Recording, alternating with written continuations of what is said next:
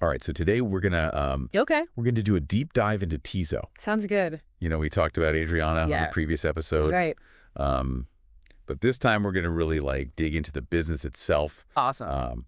and kind of see what's making it tick and Yeah. all that good stuff. Yeah. Tizo is Yeah. it's really interesting because it's operating in a region where e-commerce hasn't really taken off. And, Right. we're talking about like 97% of people have never shopped online. Wow, 97%. Yeah. Yeah. So that's a huge... That's almost everybody. Yeah. Yeah. It's a huge challenge, but it's also a massive opportunity. Yeah, for sure. And that's what Tizo is really tapping into. So how are they overcoming these Right. these hurdles? Yeah. I mean, you've got limited internet access, Yeah. lack of, people having bank accounts, all Yeah. this stuff. How is It's a tough environment. Yeah. So their strategy really revolves around this concept of tizo points. Okay. And you can kind of think of them as like these physical locations, right? They're often like local shops, little convenience stores. Gotcha. And they're really deeply integrated into Tizo's whole network. So like a physical presence. Exactly. Yeah. So imagine you walk into like a shop that you're familiar with, right? Mm-hmm. You can browse the Tizo app. Yep. Or they might even have like a catalog. Okay. You place your order right there with the help of the shop owner. So they don't need You don't need internet at home. Exactly. You don't even need a credit card. Wow. So it's e-commerce, but it's made accessible, Interesting. right? It's bridging this digital divide by using trust and familiarity. Yeah, that's a really Pretty clever. clever way to get around all those hurdles. Yeah. So essentially, they're turning these Exactly. small businesses into partners. Exactly. The key partners. Yeah. And it kind of expands the reach of these businesses, Mm-hmm. but it also empowers them. To actually participate in the digital economy, it's a win-win situation. It is a win-win for sure. And you can actually see this reflected in their financial projections. Okay. A big chunk of their revenue is projected to come from these Tizo points, Interesting. So which really highlights the success of this strategy. what kind of numbers are we looking at here? What's getting investors excited? The projections are really quite impressive. Okay. You see Tizo point deliveries, Mm-hmm. app user base. Yeah. They're all on this steep upward trajectory. So massive growth. Yeah, huge growth potential. Okay. And their revenue streams are really diversified. Mm-hmm. The marketplace is obviously the main driver. Right. But they've also got logistics, they've got advertising. Interesting. They've created this whole ecosystem where everybody benefits. Yeah, I'm looking at their cost structure here. Right. And it looks like they're putting a lot of emphasis on their technology team. Absolutely. Which seems like a big commitment. It is a big commitment. And it shows that they're really serious about building for the future. Mm-hmm. They've got a whole roster of talented developers. Right. They're thinking long term. So they're not just platform. They're they're a tech company. Tech company. Yeah. With much bigger ambitions, it seems like. Absolutely. So, this begs the question, what's next for them? Right. Could they use this technology to expand into other areas? Potentially, yeah. Maybe financial services or something. I mean, it's definitely a possibility. Yeah. They have this deep understanding of the region's needs. Right. They've got this strong tech team. Yeah. They could really become a major player in the digital transformation of Central America.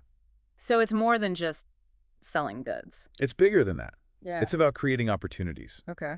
And fostering a more inclusive and prosperous future. That's a powerful vision. But how are they going to attract all these new users to the platform? Well, that's a great question, and that's where their marketing strategy comes in. Okay.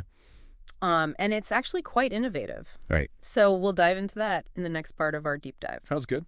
Okay, so let's talk about how Tizo is attracting all these new users. Yeah, because it's a tough market to crack, right? Oh, it is. It is a huge challenge. Yeah. But their marketing strategy, I gotta say, it's pretty clever. Okay.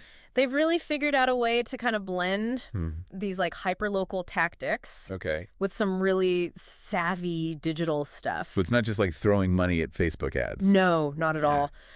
They're actually using their Tizo Point network as a really powerful marketing channel. Okay, so those shops become you do. little marketing hubs. Exactly. Right.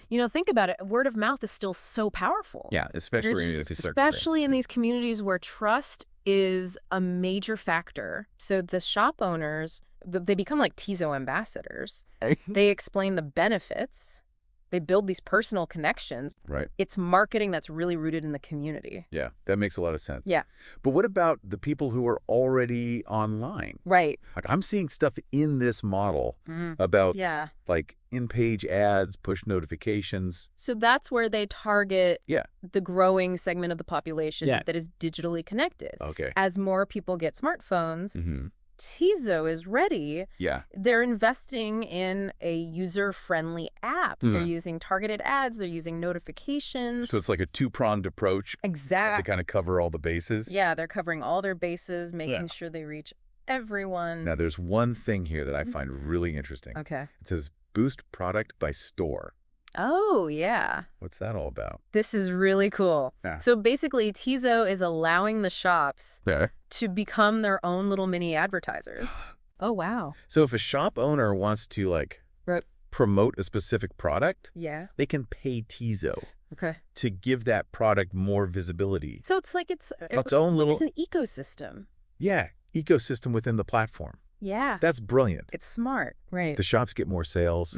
Tizo makes more money. Yep. Everybody wins. It's that win-win philosophy again. Exactly. And it goes even deeper than that. Okay. Because remember, tizo is a business with a purpose. Right. It's not their mission just about selling stuff. Is so intertwined with their marketing. It's about empowerment. Yeah. It's about social impact. Exactly. They're selling convenience. They're selling accessibility. Yeah. They're selling the opportunity to participate in this modern economy. I remember Adriana talking about that woman who had to carry, like, mattresses on a bus. Exactly. They want to make her life easier. They want to give her access to more products and services. Yeah. Ultimately, they want to empower her. It's like marketing. Yeah. That's driven by a deeper purpose. It is. Now they're not just talking the talk, right? They're walking the walk. Walking the walk they're investing in. Yeah. Building this diverse team. Absolutely. It's not just in tech. It's in... across the board. Marketing operations. Yep. This model even lists, like, it does. Specific roles and salaries. It's very transparent. It really shows their commitment. It does. The region. Yeah. You know, from those early days in the Mercado Oriental to this incredible team they've built, it's quite a journey. It is. But the question is, yeah, can they actually deliver on this grand vision? Right. Can they achieve these ambitious goals? Can they really make a lasting impact? That's the million-dollar question. Yeah. So let's talk about those long-term prospects and see if this model is really built for sustainable success. Okay. So we've seen how tizo is breaking down barriers, you know, with the tizo points. Right. And they're reaching new customers. Yeah. With this, like, really smart marketing. Mm-hmm. But can this model actually scale? Right. Can they actually have, like, a lasting impact? That's the big question. In Central America? Yeah. What do you think? I'm optimistic. Okay. I think there's several factors that suggest tizo really could be successful in the long run. Like what? Well, first of all, they just have this really deep understanding of the region.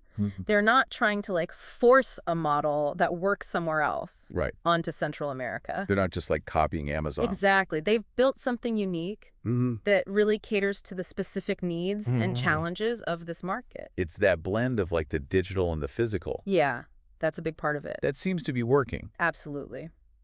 Okay, what else? Well, second, their commitment to technology. Right, they're investing a lot. That's huge. In their tech team. Yeah, that's not just about building an app.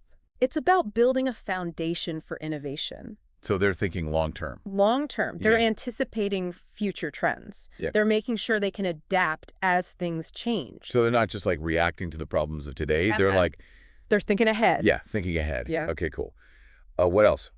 All right, third, and this is really important. Okay. Their focus on building a sustainable ecosystem where everybody benefits. Right, that win-win. It's all about win-win. Yeah. Empowering local shops, creating jobs, fostering financial inclusion. Right. They're adding value to the whole region. And that seems to be attracting...